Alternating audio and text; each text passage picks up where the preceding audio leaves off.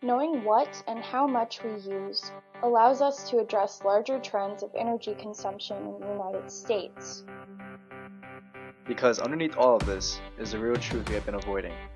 Climate change isn't an issue to add to the list of things to worry about next to healthcare and taxes. It is a civilizational wake-up call, a powerful message spoken in the language of fires, floods, droughts, and extinctions, telling us that we need an entirely new economic model and a new way of sharing this planet, telling us that we need to evolve. Shaping the consumption of resources, energy in this case, requires first understanding the energy capacity required to sustain our current habits, where our resources come from, what types of energy we are most reliant upon, which could be utilized more so, and the quantity required to continue the production of items for everyday personal use. Here we take a look at all of these factors, introducing you to energy consumption in New York City. Understanding the drivers of energy and material flows of cities is important for addressing global environmental challenges, especially when dealing with megacities. It is particularly vital for megacities to access, share, and manage energy while having to deal with the large social stresses of their size and complexity. A megacity is a metropolitan area with over 10 million people. New York City has a population of over 22 million people, including all 5 boroughs as well as those who live around the city in Long Island, parts of the Hudson Valley, New Jersey, Connecticut, and Pennsylvania. Metropolitan New York's energy usage exceeds that of Tokyo, the world's largest megacity with a population of approximately 34 million. This is largely because New York uses more transportation fuel and heating and industrial fuel. New York is the second most gridlocked metropolitan area in the US, right behind Washington, D.C. The average commuter in New York wastes a large amount of energy because of the excessive amount of oil used for transportation. U.S. oil demand for transportation is 68%, twice as much as the industrial sector, showing how significant oil is for a city like New York. In New York City, buildings account for 2/3 of the energy our city consumes, whereas in other parts of the U.S., most energy is used up by driving. Examining New York City as a whole, Midtown uses the most energy for electricity and space heating, and as a result, around 3/4 of the city's greenhouse gas emissions come from heating, cooling, and powering buildings. New York residents are increasingly dependent on natural gas produced in other states to heat their homes. In comparison to the rest of the states in the U.S., New York is 17th for the percentage of residents who use natural gas to heat their homes. New York's increasing dependence on natural gas as a heat source comes as the state is also relying more on natural gas to produce electricity. New York City is more dependent than the state overall on non-renewable resources.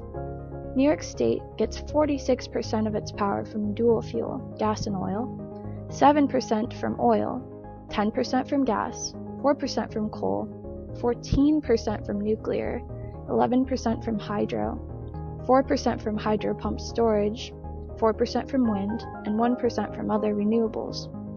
By contrast, New York City does not look to renewables as its power source. Instead, it gets 78% of its energy from dual use of gas and oil, 17% from gas, and 5% from oil. So where do New York's resources come from? New York petroleum products are supplied by refineries in New Jersey and Pennsylvania, by the Colonial Pipeline system from the Gulf Coast, and by imports, mostly from Canada. New York Harbor, including terminals on both the New York and New Jersey shorelines, is the largest petroleum products hub in the Northeast, capable of storing 75 million barrels. These products are delivered to the harbor and redistributed by truck or by barge to smaller ports on Long Island and upstate along the Hudson River, and to Connecticut, Rhode Island, and Massachusetts. Refined products are brought to western New York from Pennsylvania and the Midwest, traveling through pipelines from Canada to the Port of Buffalo. The electric power sector, residential sector, and commercial sector consume most of the natural gas used in New York. More than half of New York households are heated with natural gas. Western New York has historically produced small amounts of natural gas and thus gets most of its natural gas supply through pipelines from other states and from Canada. An increasing share of New York's natural gas comes from Pennsylvania. The Marcellus Shale, a formation extending under parts of New York, Pennsylvania, Ohio, West Virginia, and Maryland, is the largest natural gas field in the United States. In 2014, citing health and environmental concerns, the state government banned hydraulic fracturing, also known as fracking, a technique used to produce shale gas. Americans consume petroleum products at a rate of 3.5 gallons of oil and more than 250 cubic feet of natural gas per day. One 42-gallon barrel of oil creates 19.4 gallons of gasoline.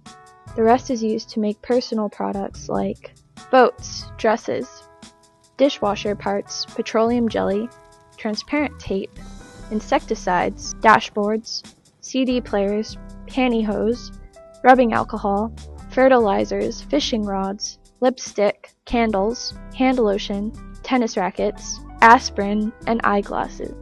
These are just a few of the wide array of products produced by petroleum. Essentially, oil is in everything. Wherever you go, whatever you use, oil was a part of it.